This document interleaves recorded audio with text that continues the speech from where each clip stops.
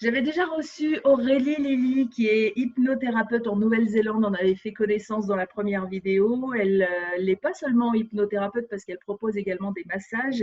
Et elle est dans l'île du Sud de Nouvelle-Zélande. Aurélie, bonjour. Bonjour Lénaïque, Alors merci de me aujourd'hui, reprendre encore.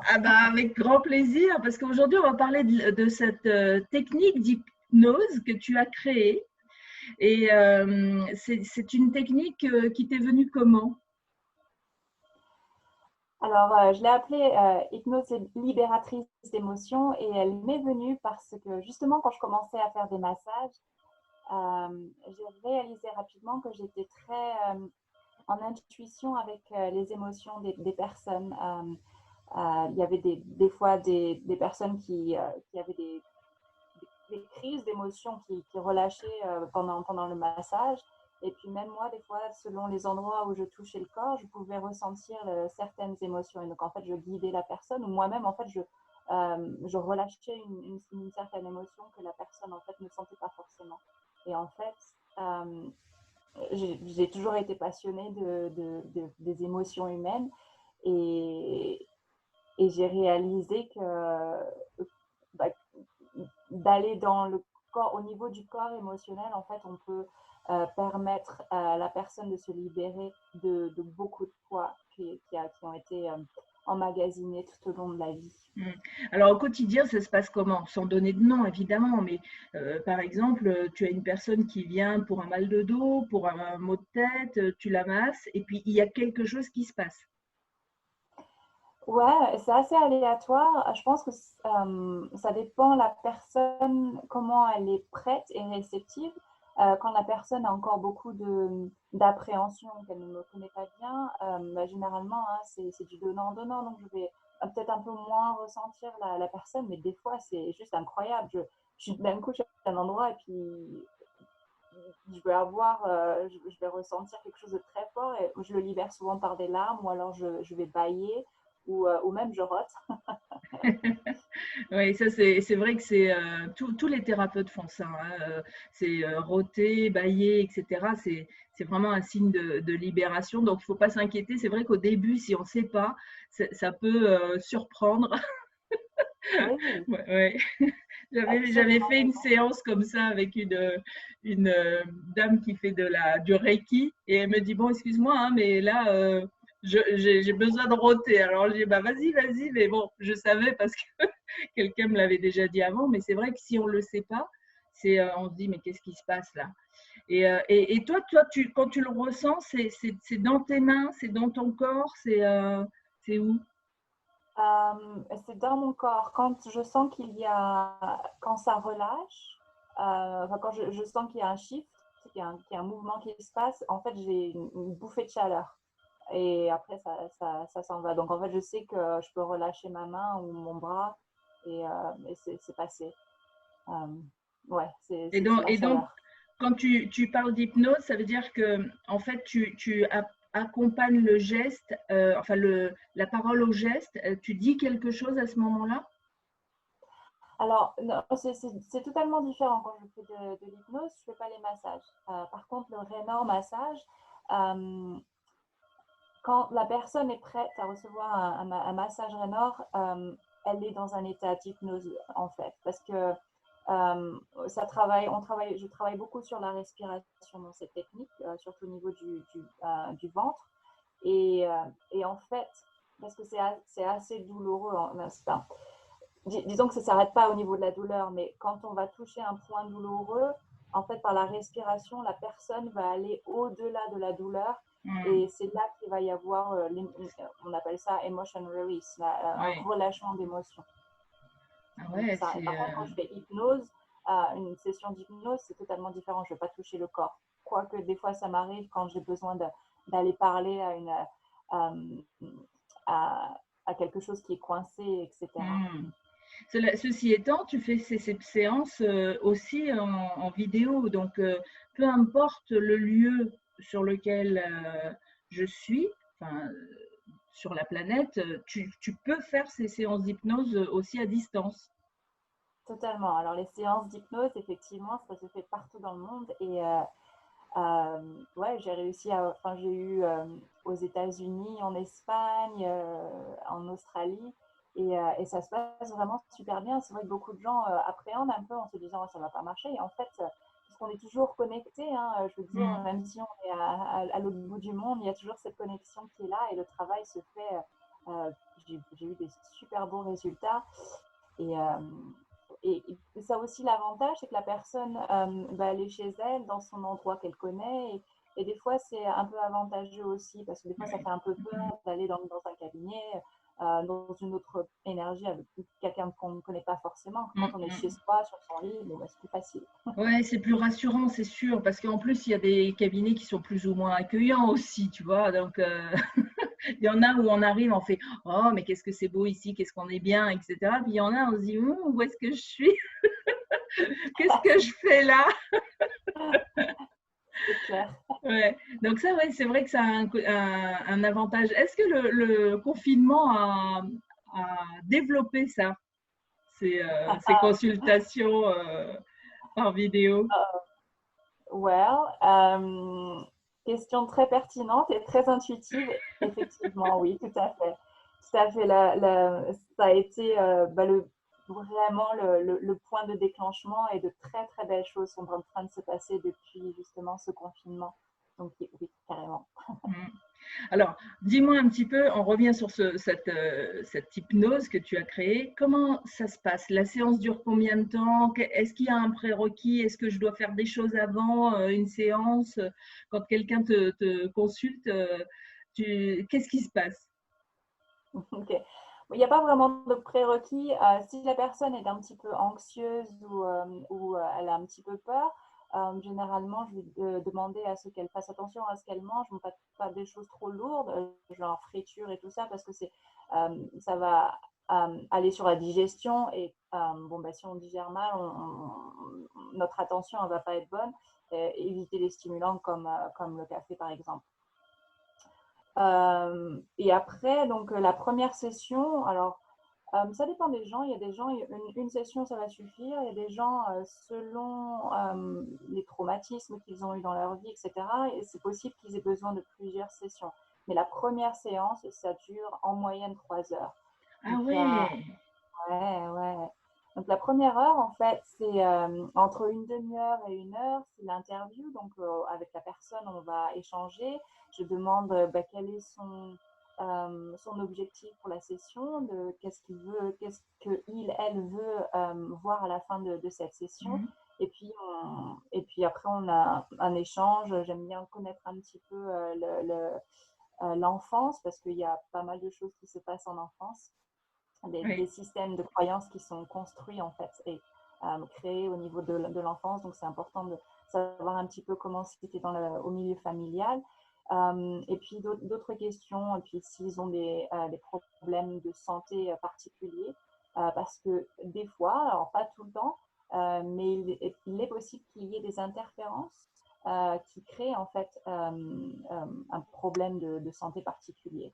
Alors souvent, c'est un amalgame de plusieurs choses, ce n'est Mhm. pas forcément une seule chose, mais les interférences sont assez incroyables. Et ce que j'ai remarqué vraiment, euh, c'est que ce sont beaucoup de systèmes de croyances qui sont créés. Donc, je reviens juste un petit peu en arrière. Une fois que l'interview est faite, euh, euh, je fais ce qui s'appelle l'induction. Donc en fait, l'induction, l'hypnose, c'est juste un état modifié de conscience. Et du coup, euh, c'est juste comme si on était très relaxé. Donc en fait, je vais raconter des histoires, une histoire qui est toujours reliée à la personne. Donc chaque histoire va être différente. Et puis je vais amener la personne dans un état de plus en plus calme. Et après ça, donc souvent, généralement, elle arrive vers une porte. Et donc, c'est là où elle va retrouver certaines scènes, certaines mémoires.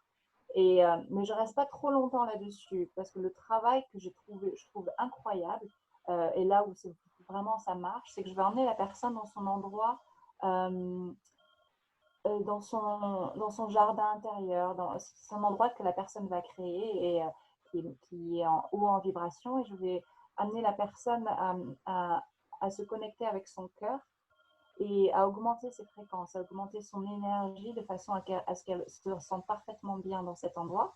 et qu'elle soit connectée avec son cœur. Et après, ce que l'on fait, j'aide la personne à faire un scan de la tête aux pieds. Et c'est là que c'est assez génial, c'est que souvent, je demande à la personne, bon, alors si jamais tu vois quelque chose un petit peu différent, qui ne soit pas aussi lumineux, quelque chose de plus lourd, bon, bah, tu me dis, tu m'arrêtes, tu me le dis. Et souvent, eh bien, je dis oui, on est au niveau de mon cœur. Et là, du coup, on retourne à l'origine de, de ce qui se passe. Et en fait, aussi, je fais parler l'interférence. Donc, je demandais, est-ce que tu veux bien me laisser parler directement à travers ta voix? Et en fait, c'est là que tout le travail se fait. Alors, dans les interférences, en général, c'est beaucoup de systèmes de croyances, que je disais à la base, que l'on a créé en fait pour se protéger pendant notre vie. Surtout quand on est jeune, entre 0 et 7 ans, on est dans l'imaginaire, on est toujours dans l'état d'hypnose quelque part. Et en fait, on crée des systèmes de croyances. Par exemple, nos parents, ils ont galéré toute leur vie à nous mettre à manger dans notre assiette. Et en fait, dans notre tête, bon, bah, il faut travailler dur pour y arriver. Et puis, même si je travaille dur, de toute façon, j'aurai jamais d'argent. Donc, finalement, en fait, c'est quand on est jeune qu'on crée ce genre de système de croyance. Ça, c'est un exemple parmi des milliers. Mais c'est un exemple qui n'est pas anodin, parce qu'en fait, il y a énormément de gens au niveau de l'argent qui ont des croyances et du travail où il faut vraiment beaucoup travailler parce que sinon tu n'as rien, t'as pas les choses facilement. Ça, c'est vraiment des croyances à faire sauter pour dire que non, tout est simple, facile, agréable. Et tout à fait, c'est exactement ça. Et en fait, en faisant ce travail, ce que j'ai réalisé quand on fait justement sortir ces systèmes de croyances, et donc en fait, à la fin, je les relâche toujours vers la lumière. Donc c'est toujours fait avec amour, avec respect. Peu importe l'interférence, des fois ça peut être aussi des âmes qui sont encore coincées et qui se sont, qui restent dans l'énergie de la personne. Mais je relâche, enfin, c'est toujours relâché avec amour. Et souvent, la personne, à la fin de la session, elle dit: Ah, j'ai vraiment ressenti ce quelque chose, et, enfin, quelque chose qui a bougé. Et après, la personne, je l'aide à remplacer avec quelque chose. Ça peut être un mot, une couleur. Et effectivement, quand ces systèmes de croyances sautent, et ben, dans les semaines, la personne me dit: Oh, ouais, je me sens plus légère, ou enfin, tel problème est parti. Donc effectivement, c'est assez magique comme. Ouais, c'est une clé extraordinaire. Et tu as dit aussi tu as donné une autre clé, c'est que quand on libère quelque chose, ça veut dire qu'il y a une place qui est vide. Et comme cette place, ben, il faut la remplacer par quelque chose parce que la nature a horreur du vide. Donc plutôt qu'elle soit remplacée par quelque chose dont on n'a pas conscience et qui serait encore une source de blocage, donc autant la remplacer tout de suite par de l'amour, et c'est ce que tu fais, par de l'amour ou une couleur, enfin la personne choisit ce qu'elle veut y mettre, quoi. Donc ça c'est vraiment super super important dans tout, hein, d'ailleurs, hein, dans tous les travaux de libération. Hein. Ah, mais totalement, ça c'est clair. Et j'ai regardé, enfin, il y a tellement de techniques maintenant, et il y a enfin, une technique que j'aime bien écouter, et justement, il n'y a pas ce remplacement. Et j'ai la sensation, et comme tu dis, que bah, ça peut, du coup, ça laisse un vide, et c'est possible en fait qu'il y ait encore une nouvelle interférence qui vienne, Et parce que oui, oui. la façon dont je vois les choses, c'est vraiment, c'est, les interférences vibrent à un niveau de basse fréquence quelque part. Et ce qu'il faut, c'est remplacer à quelque chose de plus haute fréquence. Alors, s'il n'y a pas de remplacement à plus haute fréquence, bon, bah, effectivement, on va encore de nouveau attirer quelque chose de Et basse oui, fréquence. c'est Enfin, ça. Et puis en plus, on fait tellement de choses inconsciemment, comme tu le disais, c'est entre.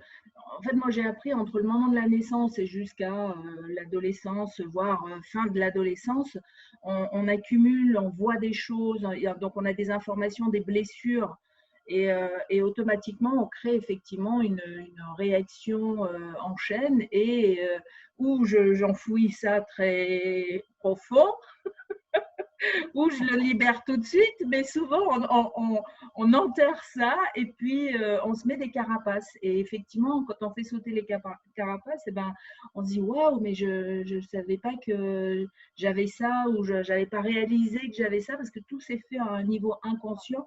Donc l'hypnose aide vraiment à aller voir là où on n'aurait pas idée en fait d'aller chercher. Et c'est ça, c'est exactement ce que tu dis, c'est aller en fait dénicher toutes ces protections que l'on s'est mis. Parce qu'en fait, c'est ça, l'inconscient, il se rappelle de tout, en fait, il emmagasine. Et puis, un jour, il espère que peut-être on va être assez fort pour le sortir, mais c'est important ce que j'ai remarqué. J'ai eu des essais, puis des fois ça ne marchait pas avec certaines personnes. Mais une chose que j'ai remarqué, c'est qu'il faut toujours que ce soit fait avec amour et respect. Oui. Si deux, trois fois, j'ai eu des séances où en fait j'étais un peu agressive en fait avec l'interférence, et en fait ça marche pas. Et par contre, à partir du moment où tu mets l'amour, la protection et le respect, en fait, ouais, c'est comme si l'interférence c'était bon, ok, je joue le jeu. Oui, c'est ça, parce que sinon, ça crée une résistance. Et en fait, on le renforce avec la violence, on le renforce. Moi, c'est une des premières choses que j'ai apprises quand j'ai commencé à m'intéresser à tout ce qui était développement personnel, pensée positive, etc. C'était le fait de dire pourquoi est-ce que tu veux aller contre les choses? Pourquoi est-ce que tu veux faire la bagarre avec le monde entier? Accepte juste ce qui se passe. Alors, sur le moment, c'est dur d'entendre ça. Tu te dis, non, il y a des trucs, c'est injuste. Moi, je vais aller me bagarrer pour aller quelque part défendre la veuve et l'opprimé. En fait, en faisant ça, on renforce l'autre côté aussi. Donc, il faut vraiment prendre ça d'une manière différente. Et ouais, j'aime beaucoup ton approche. C'est chouette. Bon, il va falloir qu'on prenne rendez-vous. Mais 3 heures, est-ce que les gens te disent, qu'est-ce qu'ils te disent au bout de ces 3 heures? Parce que 3 heures, ça paraît énorme, ça paraît long. Ok. Alors oui, tout le monde souvent a la même réaction que tu as au début. Et puis, une fois que la session est finie, une des premières questions que je pose, c'est combien de temps tu penses que tu as été sous hypnose? Et 3/4 du temps, le temps est diminué au moins de moitié, si ce n'est pas plus. Donc souvent, la personne me dit, oh, j'ai l'impression d'avoir été hypnotisée 45 minutes. Et puis finalement, c'était 1h30, 2 heures. J'ai des sessions, c'est 2h30 pour la première. Parce que c'est difficile de donner un temps parce que chaque personne est différente. Et puis, chaque personne va réagir d'une façon différente. Il y en a, ils vont parler. Il y en a qui vont parler doucement. Il y en a qui vont voir. Il y en a qui vont juste ressentir. Donc, il faut s'adapter à tout ça. Et puis, quand il y a des interférences, je ne peux pas m'arrêter en milieu en disant, bon, ça y est, ça fait 3 heures. Ce qui arrive quand on va voir, par exemple, un médecin. Bon, salut. Ah bon, déjà? Non, mais ça, c'est merveilleux. C'est un vrai cadeau que tu fais de donner ce temps. Alors, bien sûr, ça a un coût, mais je dis que c'est un cadeau de prendre le temps, en fait, parce que c'est tellement important et on se sent reconnu comme ça aussi. On n'est pas un numéro, quoi.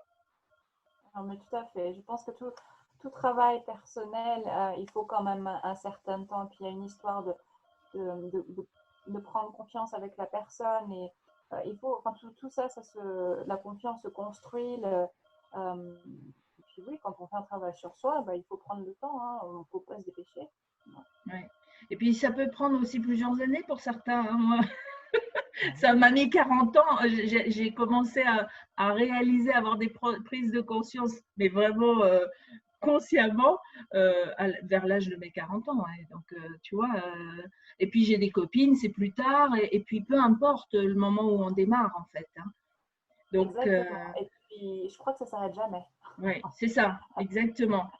Parce que quand on commence à apprendre, on se dit oh, waouh, mais en fait, puis il y a encore ça, oh, puis c'est chouette, il y a encore ça, oh, c'est chouette. Alors, moi, je sais pas, tu vas me dire ce que tu en penses, mais moi, j'ai toujours appris que, au fond, toutes les blessures que nous avons bien cachées là, et les protections qu'on s'est mis, c'est toujours, elles sont réveillées par nos relations. Donc, c'est ça qui est merveilleux, c'est que quand on a une relation difficile avec quelqu'un, c'est que ça dit quelque chose sur nous.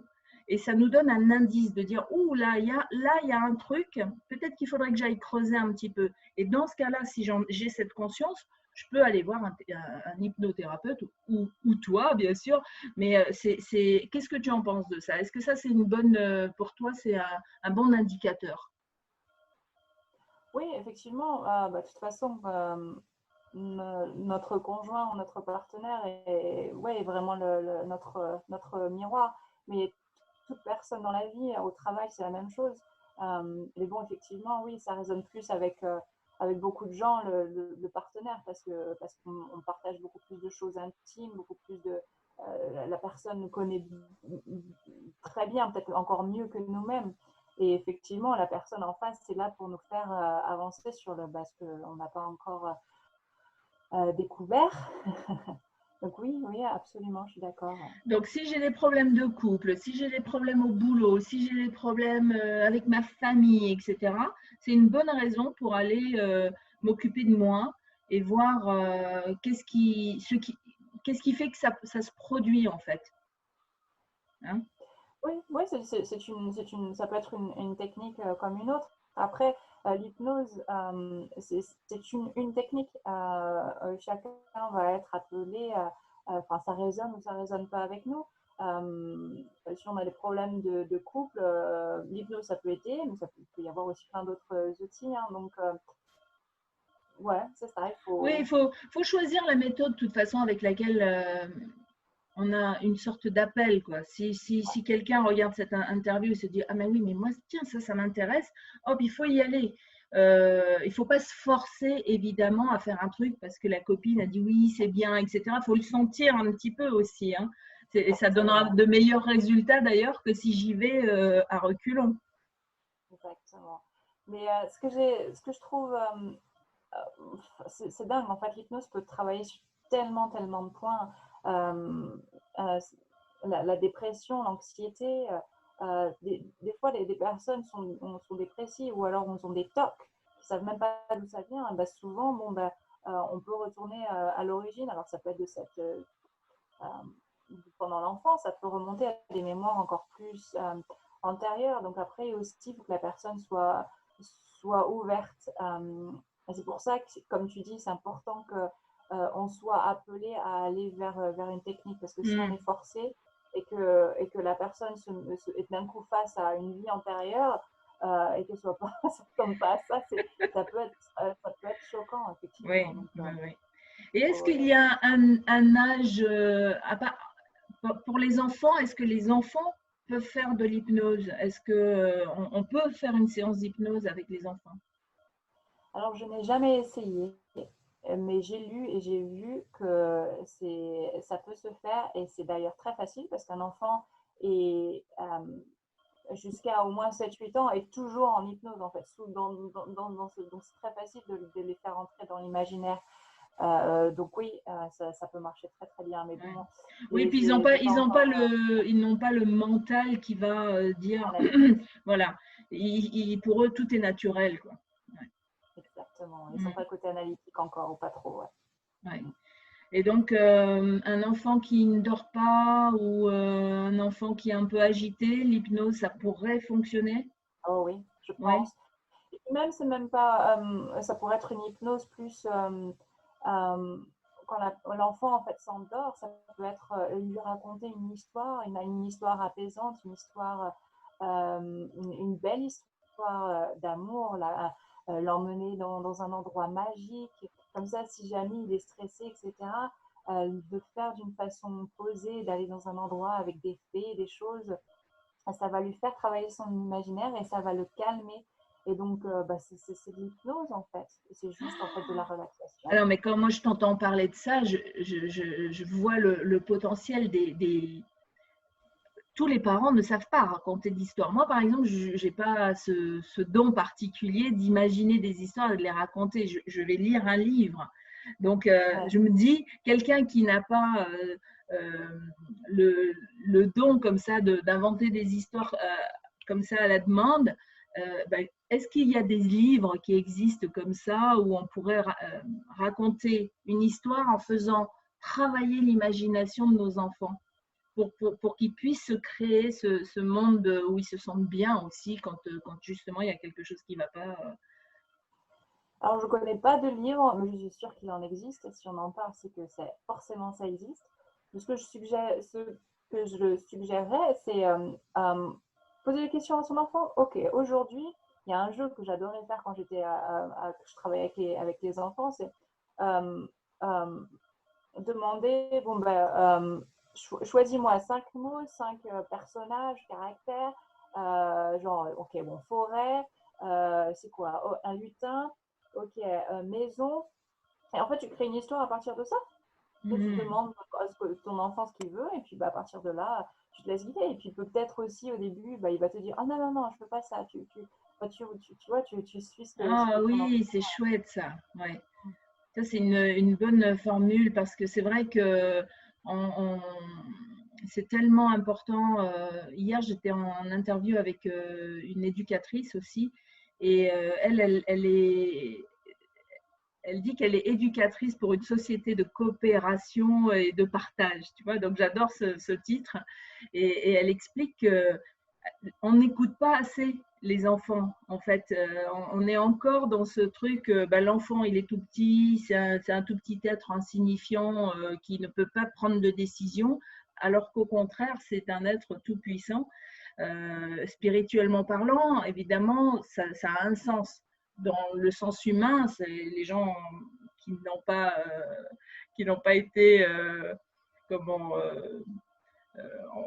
dont donc, pour eux, c'est la première fois d'entendre quelque chose au niveau spiritualité, etc. Ils peuvent se dire, oh, c'est n'importe quoi, etc. Mais en fait, elle explique, si on les écoute, ils nous guident vraiment sur ce qu'il y a de mieux. Et nous, l'adulte, on a juste à l'accompagner. Voilà, elle dit, par exemple, vous ne prenez pas sa main. C'est vous mettez votre main à disposition. S'il la veut, il la prend pour avancer. Mais en fait, tu vois, l'idée, c'est ça. Et je trouvais ça merveilleux. Et aujourd'hui, tu vois, on en reparle avec toi. Qu'est-ce qu'on peut dire encore sur l'hypnose pour les gens qui n'ont aucune idée de ce que c'est? Euh, c'est vraiment essayer de s'enlever cette fausse idée que l'on a sur les shows où je vais vous faire le canard, enfin des trucs bêtes. Ah oui, d'accord, oui. Il y a Des des gens choses. comme ça qui ont peur. Euh, Oui, oui, parce qu'en fait, les personnes pensent ils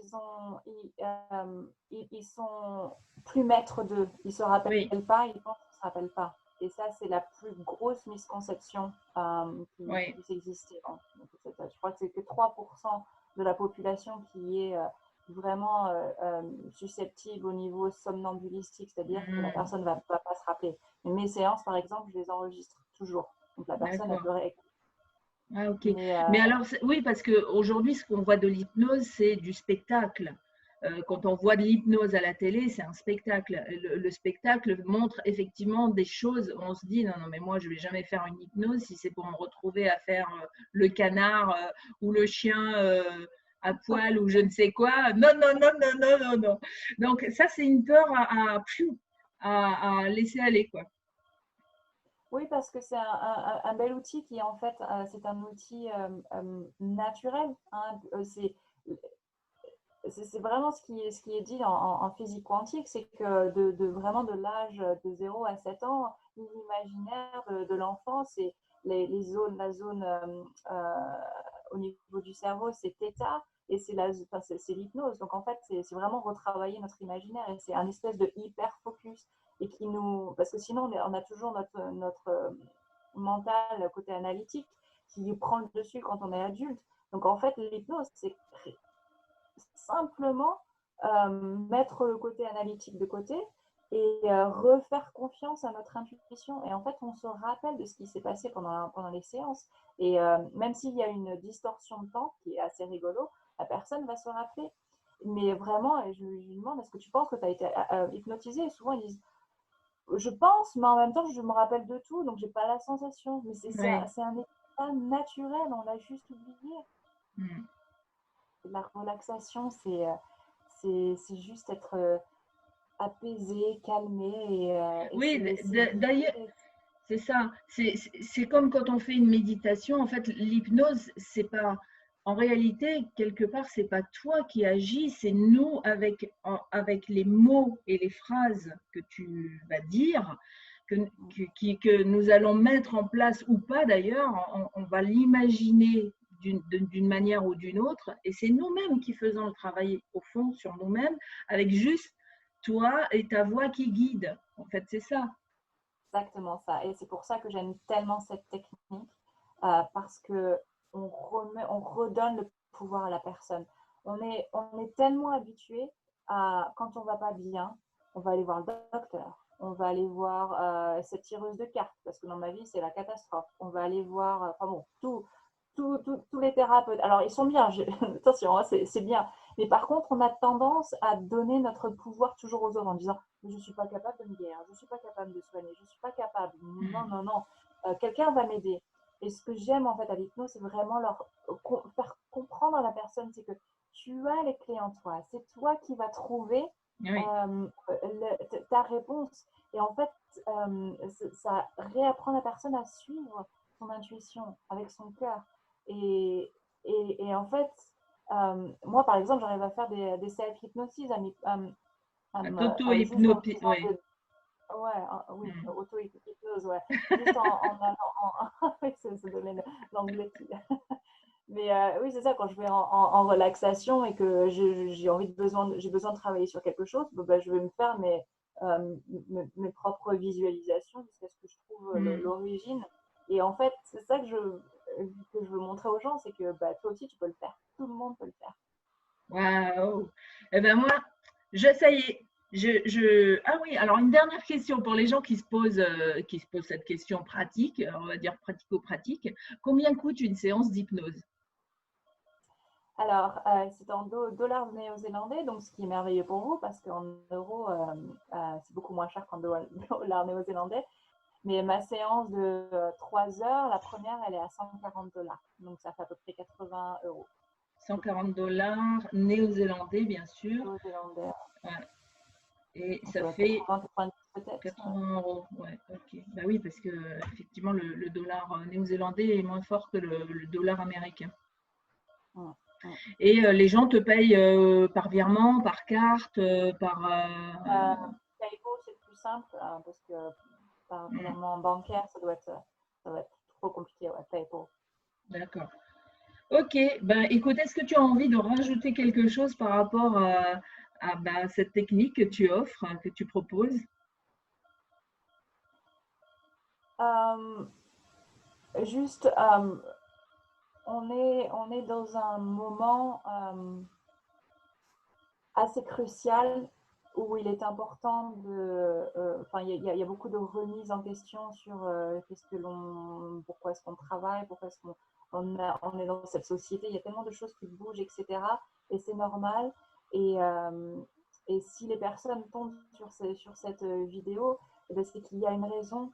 Et vraiment, euh, suivez votre instinct, peu importe la technique qui vous appelle, mais si vous sentez le besoin de travailler sur vous et vous voulez changer votre vie, vous allez trouver les outils dont vous avez besoin, qui vont vous parler. Euh, tout est à parfait moment, à la parfaite étape. Juste suivez votre instinct, c'est vraiment le mot que je du dernier message. Merveilleux. Merci Aurélie. Merci de m'avoir accepté encore, Lénaï, j'apprécie beaucoup.